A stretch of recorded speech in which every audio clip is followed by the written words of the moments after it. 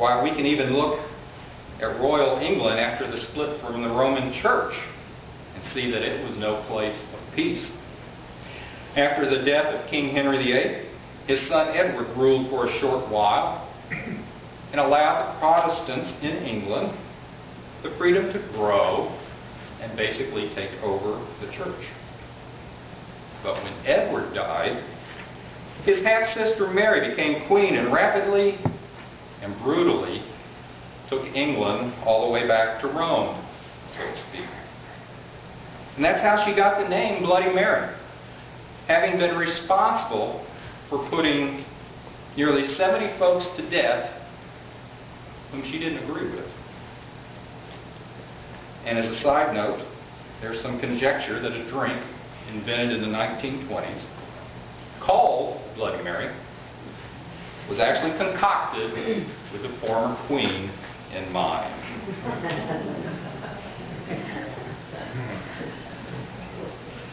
So given that grim look at mankind's past, we might ask, are there any bright spots in that history? Are there any events that mankind can point to and say, yeah, that's the direction we ought to go in? Well, fortunately for us, the answer to that question is yes.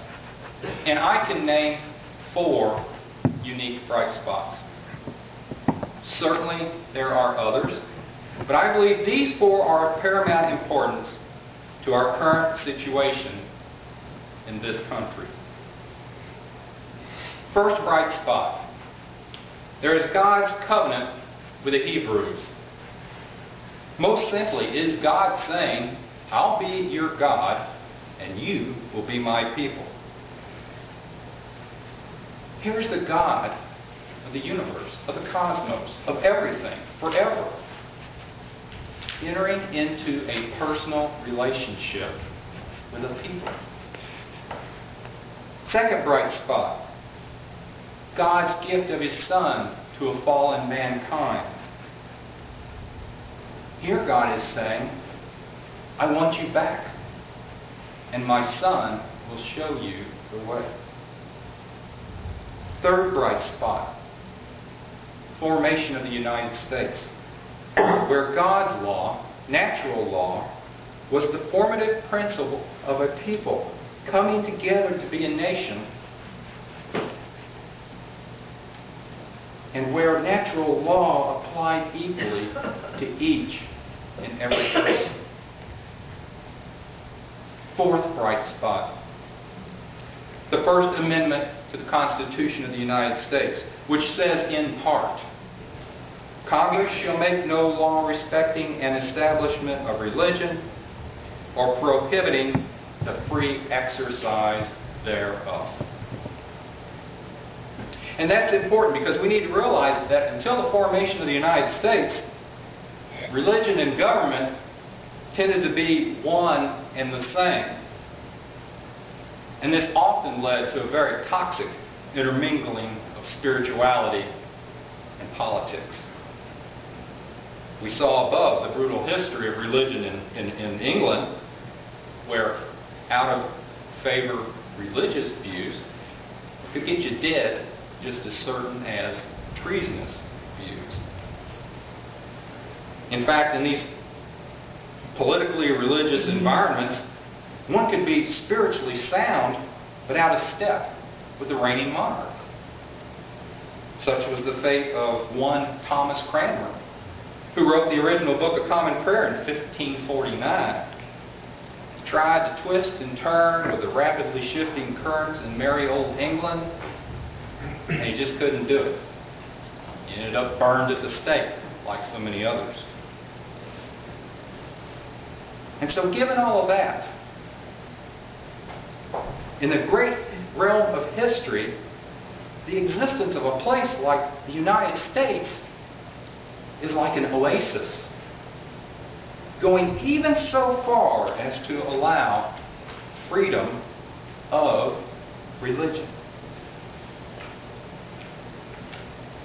In the United States, one is able to live to the fullest extent possible with the freedom not given by man, not given by government, but given by God. And in the United States, one is able to worship God by whatever name we may give Him, in the manner that we choose, and where we choose.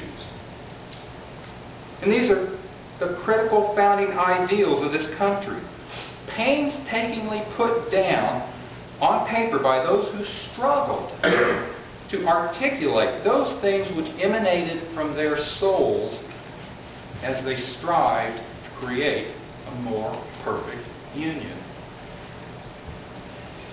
And this is very important for us to realize. The founders of this country weren't just trying to invent a new form of government.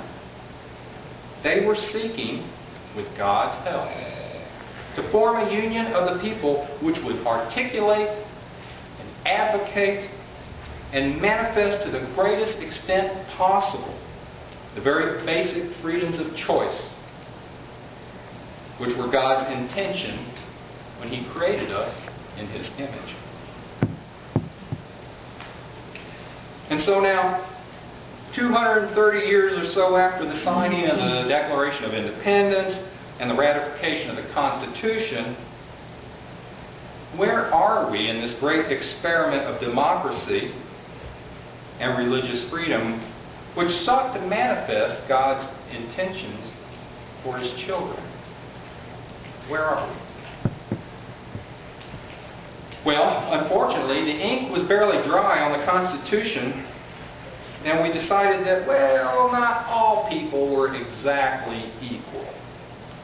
Particularly if we could subjugate them to working on tobacco or cotton or sugar plantations at our will and our will only. And along the way, we decided that we needed more federal government to settle disputes among the various states. And then we decided that the federal government could do things for us that we thought we could not do for ourselves. And then further along, we decided that the federal government could take away some of the burdens of life, and that we would gladly give up some of our liberty in return for the safety and comfort that we hopefully would be given in return.